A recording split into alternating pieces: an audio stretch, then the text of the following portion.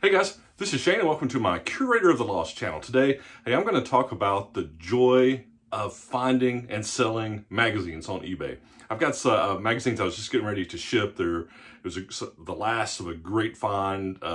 This huge stack of magazines I got for like $2 that I've made like 300 bucks off of them. And so I was going to show you that and then show you some new magazine finds, and then I'll show you some stuff from my stock that I'm selling, just to kind of introduce kind of this concept of what kind of magazines work, and maybe just revisit some of the how-to things and pointers, tips for selling magazines. So, hey, before we jump in, I just want to say thanks.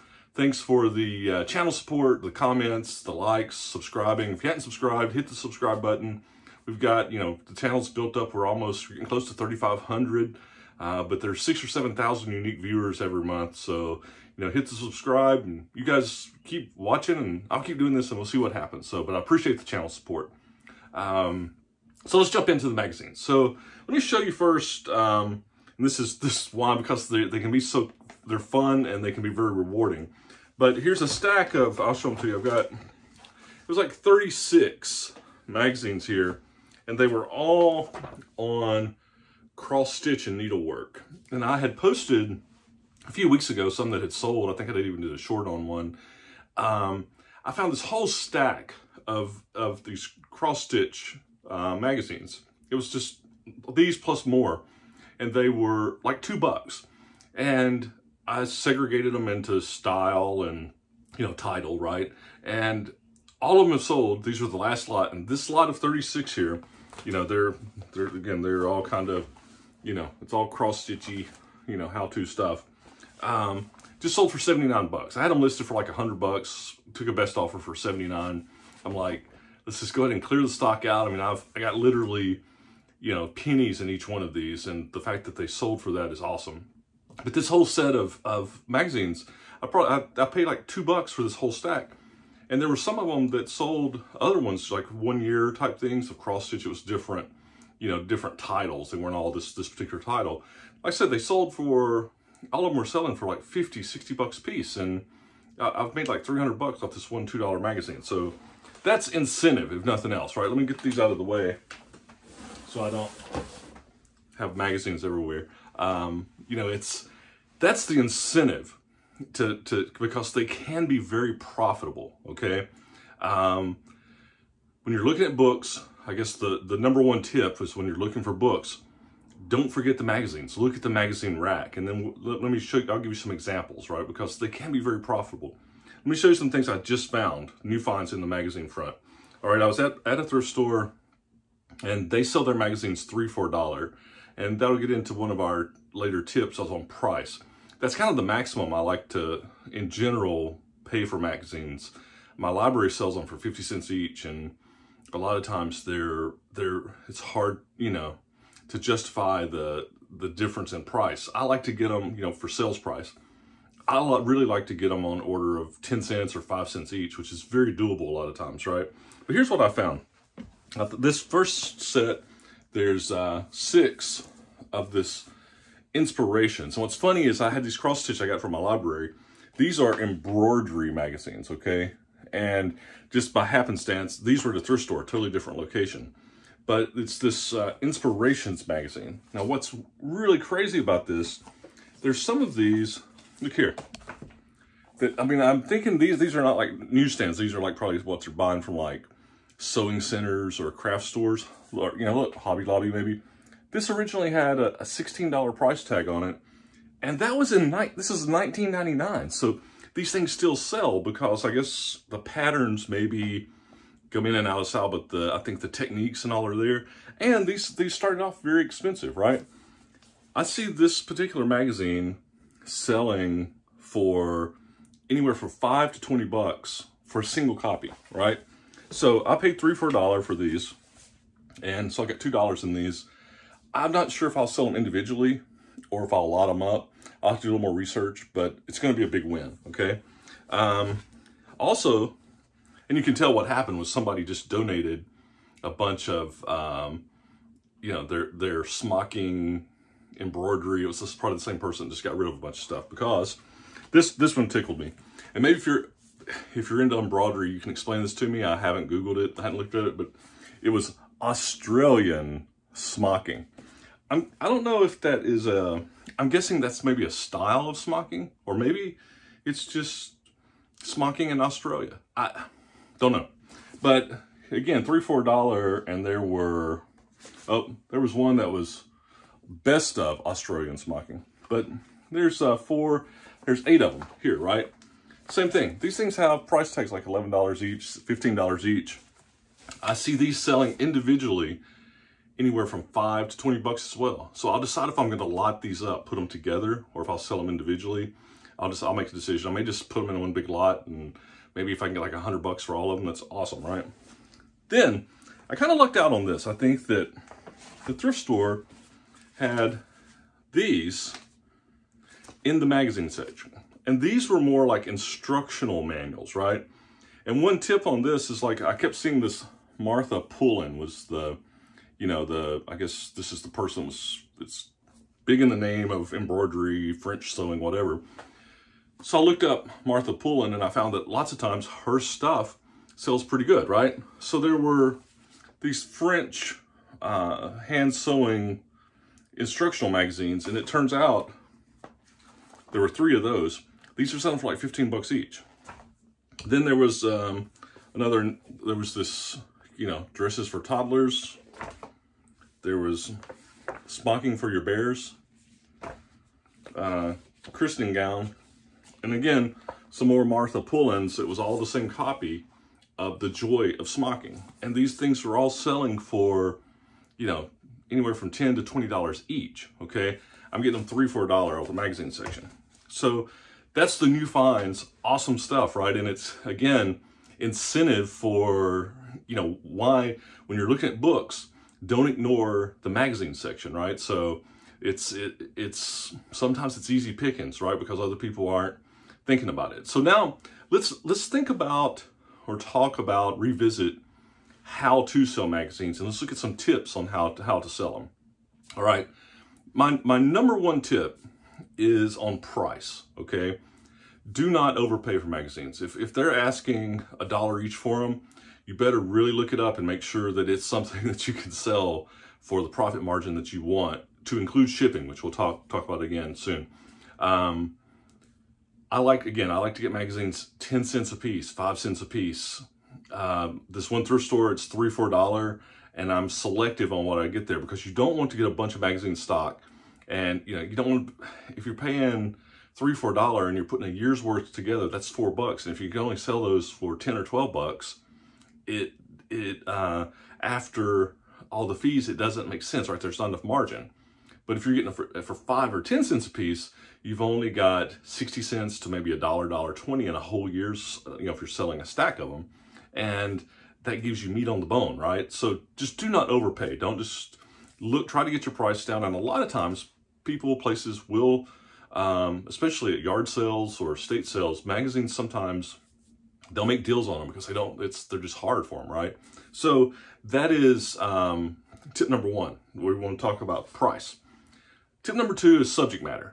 All right, I believe that, as in books with magazines, weird is good. If you find something weird, it's good. But there are, I've had people, I don't typically buy there is money to be made in the stuff that's like, the newsstand, the regular type magazines, the fashion magazines or cooking magazines or things like that. Actually, some viewers have said they have great success with like Architectural Digest.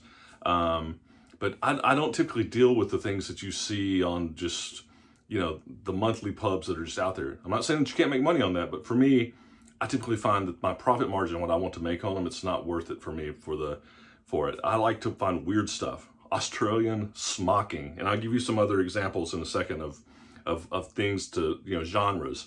And that's the point on finding weird stuff. Okay, I will probably remember Australian smocking from now on. But I think the way you find weird stuff and the way you find things to sell is continue to educate yourself and learn genre. So in this case, I know now that cross-stitch and embroidery type magazines are worth checking out. I don't care about the individual titles. I just know that that is a genre, right? So we'll call that tip 2.5, right? So tip 1 was get them at the right price. Make sure you're not overpaying. Shoot for 10 cents a piece. Number 2 is weird is good, and learn your genres and focus on if weird stuff is great. Now there's obviously things like vintage. You know, you find something from the 30s and the 40s and it's a big stack of them, they're probably going to be great. You know, I'm just talking about just your everyday magazines, culling the wheat from the chaff, right? Just always look for kind of the weird stuff and learn your genres, okay? The third thing is quantity.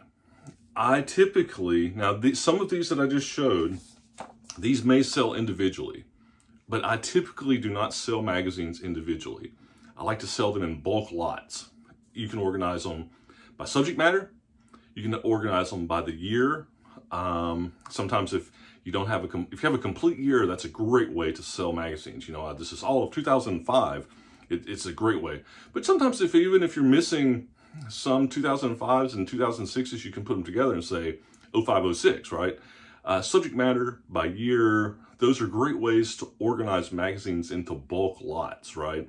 And they typically will sell better bulk. And if you're getting them cheap enough, you know, in that 10 cents range, like I said, you put a year of them together and you may only have $1, $1.20 in it, right? So it's a great return on investment, all right? So that'd be tip 3 is quantity. Think of selling these things in general. Like I said, some of these that I just showed you will maybe sell individually, but I'll probably will still lot these up just because of the shipping and the effort. If I can get 6 of them together for, you know, if I can get $80 for 5 or 6 of them versus trying to do them at $15 a piece, and maybe I would get 100, get $20 more individually, but then the sales tail, it's that balance, right? So think about that. What's good for you? What works for you? All right. The 4th thing is shipping. All right. Be very careful on shipping. Magazines are not supposed to ship media mail like regular books if they have ads in the back. So, like, let's just look at one of these. All right, here's this inspirations.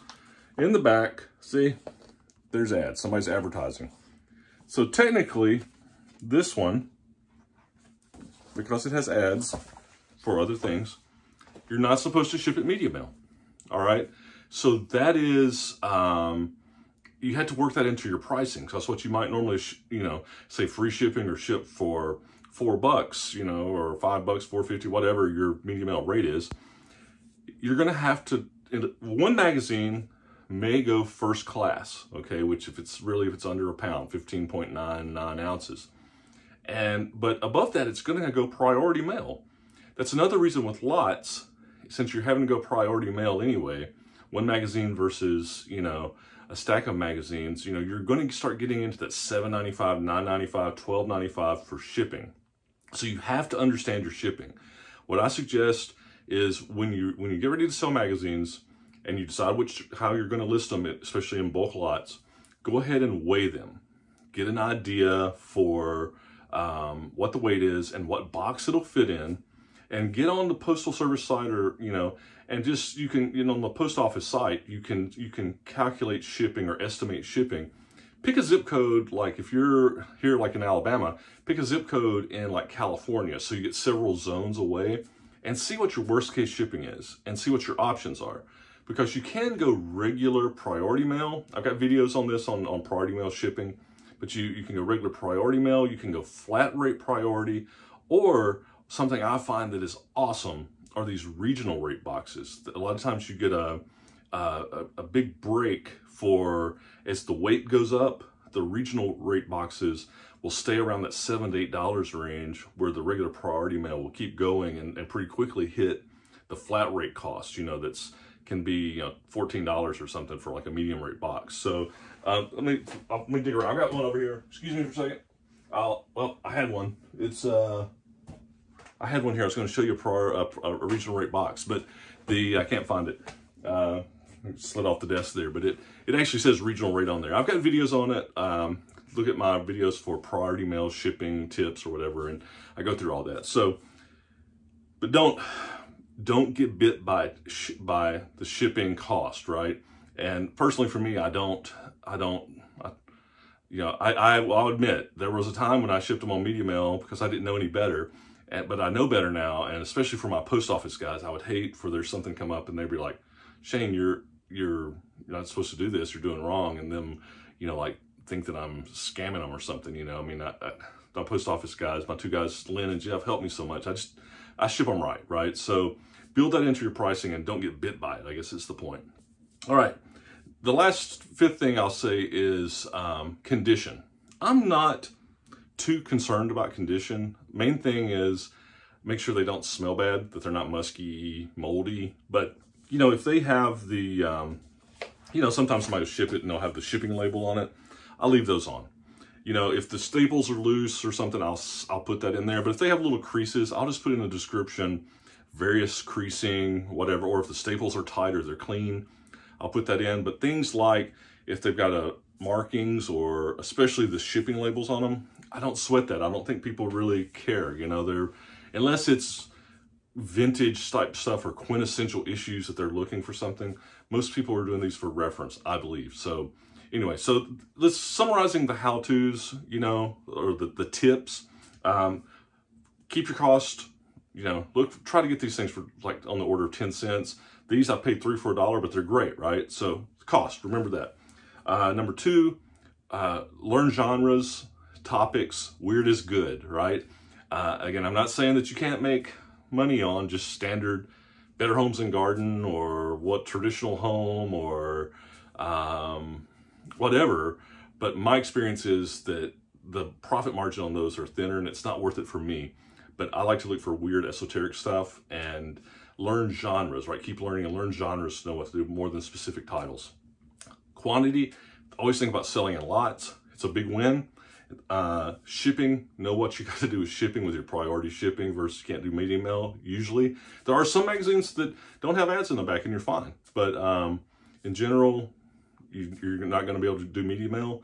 And then the last one was condition. I don't sweat condition. I just don't want to be moldy and stinky, right? I don't worry about labels. All right, so let's jump into, let me just close this out with some examples of things. I just sold a bunch of these. I've got about 3 or 4 more years. Vintage motorsports. Anything cars, racing, anything like that, if I see a big stack of them. And what I like is, like, if you're on the shelf, you know, and they're all the same, you know, at the thrift store, you can kind of just notice that they're all kind of the same. So it kind of draws my eye to it, right?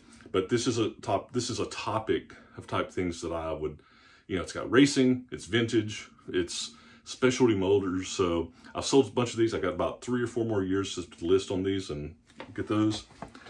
These are some that are in my stock now. Scale modelers, some vintage ones from the 60s and 70s. Cool. I found a bunch of these out in New Mexico. I've sold almost all of them. These are the last ones I've got. And a bunch of the other ones are already sold. Again, on the car front, here's some build books. Really high quality magazines. I had 4 or 5 of these. I've sold 3 of them. These two, these were selling individually for like $20, $25 each. Okay, I did some videos on this a little while ago. Highlights magazines, the regular highlights, and then here's one that's like a specialty highlights, Mathmania. I found a big lot of these back in the summer. They've all sold. This is the last ones I have. Don't know why this year's stuck around, but I've sold all the other ones, so that's a good example. And then something that I had just listed recently, I hadn't sold yet. This is a really esoteric, right? Perfume bottle quarterly. I mean, how weird can you get on that, right? So anyway, those are just some examples of things that, you know, other than what I just sold. You know, I did a video just from an estate sale where I found a bunch of knife magazines. They're going to be great sellers.